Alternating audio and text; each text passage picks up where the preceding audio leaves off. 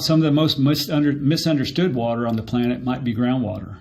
Because we can't see it, we don't really think about it too much. It's interesting to note that about 50% of all Americans drink groundwater, either from a community well or from private wells. A well is simply a hole drilled into the ground to intersect an aquifer and then pull water out of it. Aquifers definitely are poorly understood beasts in that they are not a big hole in the ground. It's simply a porous, water-saturated layer of sand, gravel, or bedrock below ground through which groundwater exists or groundwater flows. And yes, groundwater can flow through rock and through gravel. On the surface of the land above an aquifer or maybe to the side of an aquifer is a recharge area. If the aquifer is recharged by water that trickles down from directly above it, it has a vertical recharge area.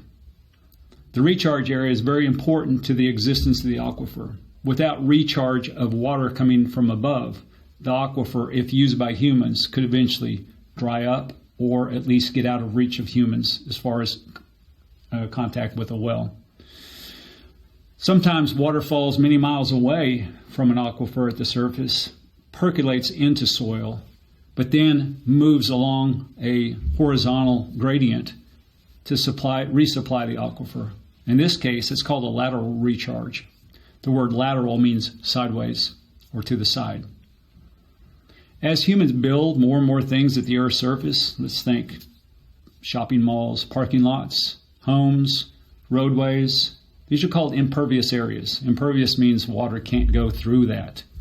So instead of water trickling down through soil and gravel and bedrock and getting into the aquifer, what happens in that case is that the water falls on the impervious surface and then runs off into rivers and lakes and then exits to the ocean.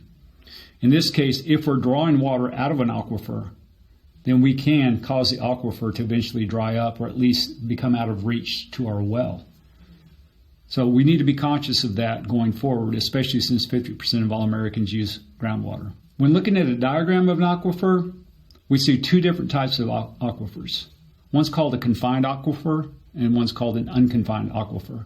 And all has to do with where they're located in the rock layers. If an aquifer occurs between two solid impervious rock layers, it's considered to be confined. Most aquifers that we use for drinking water, however, are unconfined aquifers. That means that they can rise and fall as the water table and sometimes intersect the surface of the land. When we have an aquifer that's unconfined that contacts or intersects with the surface, we call that a spring. We can cause a spring to occur kind of as a well if we want to. But I'm talking about a spring that you might see that causes a river to develop. I've seen springs exit hundreds of millions of gallons of fresh water out of the ground a day, forming rivers. It's very interesting how that happens. I often wonder, how does that water keep coming out of that spring 24/7, 365? But it does happen. However, the amount of water might slow during dry times and speed up during wet times. But springs are just a visual sign of an unconfined aquifer. Confined aquifers are really interesting too, because if the underground rock layers that are containing the water are at a slope, the water is trying to move downhill, creating high pressure of the water. If we were to poke into that with the well casing, we can cause that water to bubble up vertically under pressure and come out of the ground in an artesian well. And that well could run 24/7, 365 with water coming out of it without us even having any mechanical support at all.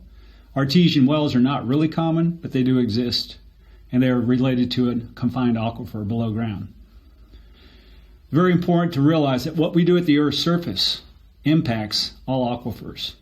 Groundwater can be impacted by fertilizer application, pesticide applications, animal wastes, any other kinds of chemicals that we might pour on the ground.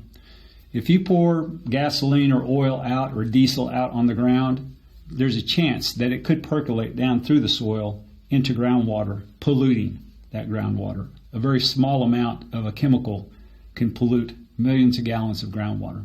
So it's really important for us as humans to get a better understanding of aquifers and groundwater.